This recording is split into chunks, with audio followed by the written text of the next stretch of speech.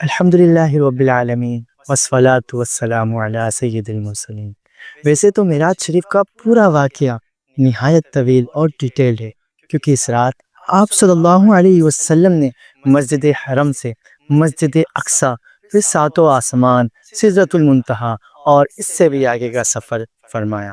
اس واقعے کو ڈیٹیل میں بیان کرنے کو بہت سارا وقت چاہیے ہوگا، چلیں میں آپ کو شارٹ ٹائم میں اس رات کی سٹوری بتاتا ہوں۔ دونوں عالم ہے نور علی نور، کیوں کیسی رونق فضا آج کی رات ہے، یہ مسرت ہے کس کی ملاقات کی، عید کا دن ہے یا آج کی رات ہے معراج۔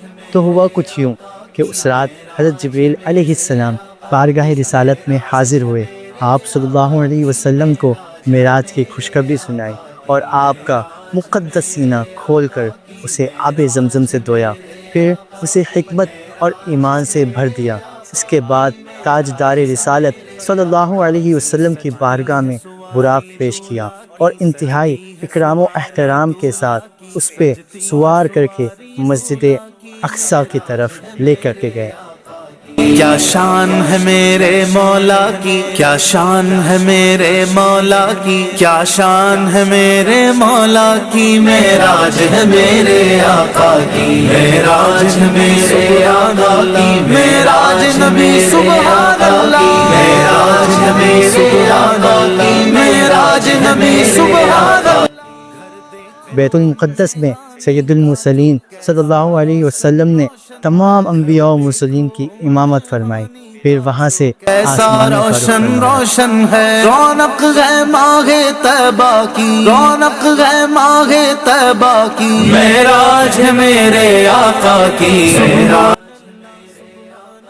حضرت جبریل علیہ السلام نے باری باری تمام آسمانوں کے دروازے کھلوائے۔ پہلے آسمان پر حضرت آدم علیہ السلام، دوسرے آسمان پر حضرت یحییٰ اور حضرت عیسیٰ علیہ السلام، اور تیسرے آسمان پر حضرت یوسف علیہ السلام، چوتھے آسمان پر ادریس علیہ السلام، پانچویں آسمان پر حضرت ہارون علیہ السلام، چھٹے آسمان پر حضرت موسیٰ علیہ السلام، اور ساتویں آسمان پر حضرت ابراہیم خلیل اللہ علیہ نبینا علیہ السلام حضور اقدس صلی اللہ علیہ وسلم کی زیارت اور ملاقات سے مشرف ہوئے۔ انہوں نے حضور انور صلی اللہ علیہ وسلم کی عزت و تکریم کی اور تشریف آوری کی مبارکبادی دی، حتیٰ کہ نبی اکرم ایک آسمان سے دوسرے آسمان کی طرف سیر فرماتے اور وہاں کے عجائبات دیکھتے ہوئے تمام مقربین کی آخری منزل سدرۃ المنتہا پہنچے۔ اس جگہ سے آگے بڑھنے کی کسی بھی مقرب فرشتے کو اجازت نہیں تھی، اس لیے حضرت جبریل امی علیہ السلام آگے ساتھ جانے سے معذرت کر کے وہیں رہ گئے۔ پھر قرب خاص میں حضور صلی اللہ علیہ وسلم پہنچے، جہاں کا تصور بھی مخلوق نہیں کر سکتی۔ وہاں رسول اللہ صلی اللہ علیہ وسلم پر خاص رحمت و کرم ہوا اور آپ اللہ کی طرف سے انعامات اور مخصوص نعمتوں سے سرفراز فرمائے گئے، اور زمین و آسمان کی بادشاہت اور ان سے افضل اعلیٰ علوم پائے۔ امت کے لیے 5 نمازیں فرض ہوئی، جنت و دوزخ کی سیر، اور پھر دنیا میں اپنی جگہ تشریف لائے۔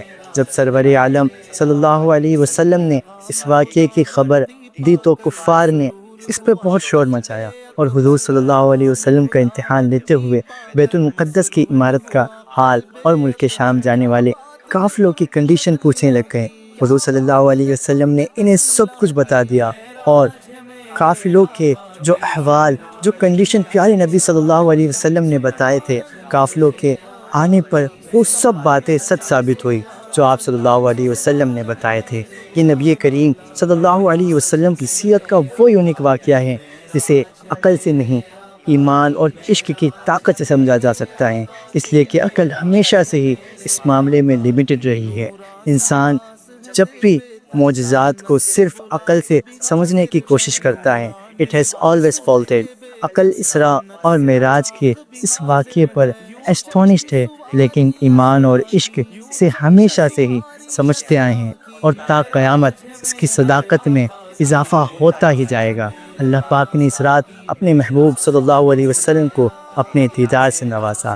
آپ کے لیے دعا گو ہوں، آپ میرے لیے دعا کریں کہ ہمیں بھی سرور کائنات صلی اللہ علیہ وسلم کے خواب میں زیارت۔ معراج ہے میرے آقا کی، معراج ہے میرے آقا کی، معراج ہے میرے آقا کی۔